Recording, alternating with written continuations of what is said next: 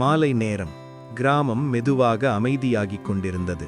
மரத்தின் கீழ் சாஸ்திகா அமைதியாக அமர்ந்து ஒரு சிறிய பறவையை கைகளில் தழுவிக் கொண்டிருந்தாள். அவளது கண்களில் ஒரு தனிமை, ஒரு மெதுவான புன்னகை. நீங்க மட்டும் இல்ல, நானும் தனியாதான். அந்த நிமிஷத்தில்தான் திடீரென்று அந்த பறவை அவளது கைகளிலிருந்து பறந்து வானத்தை நோக்கி பறந்தது. ஏய், நின்று போடு! அவள் பதற்றமாக எழுந்தாள். அவளது மூச்சு வேகமாகியது. அந்த சத்தத்தை கேட்டு வருணும் தீக்ஷிதாவும் ஓடி வந்தார்கள். என்னாச்சு? என் பறவை, அது போயிடுச்சு.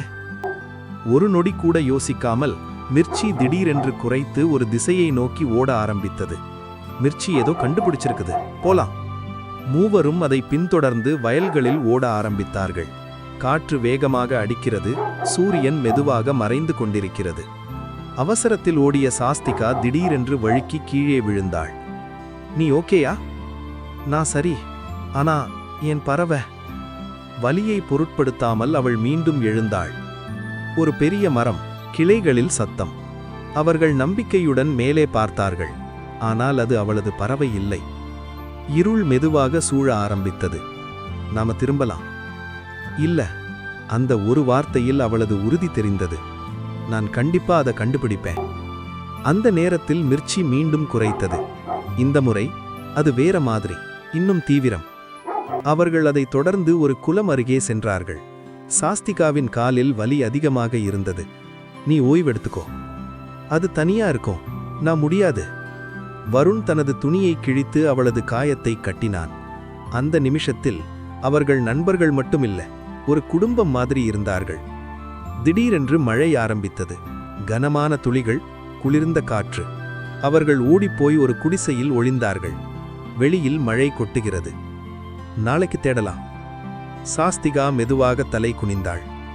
அது எனக்கு ஒரு நண்பன் மாதிரி. அந்த நிமிஷத்தில் மிர்ச்சி வெளியே குறைத்தது.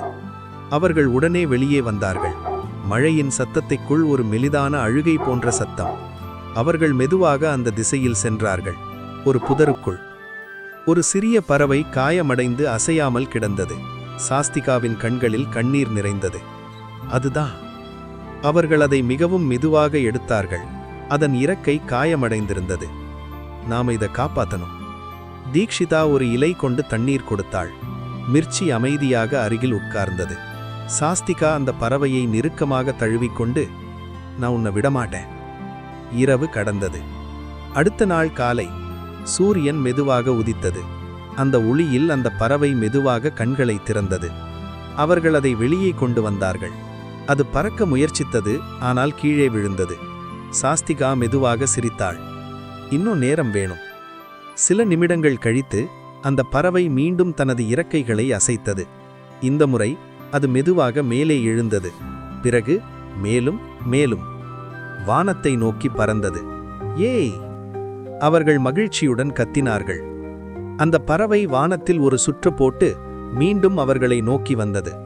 சாஸ்திகா சிரித்தாள். அது நம்ம மறக்காது. மிர்ச்சி மகிழ்ச்சியாக குறைத்தது.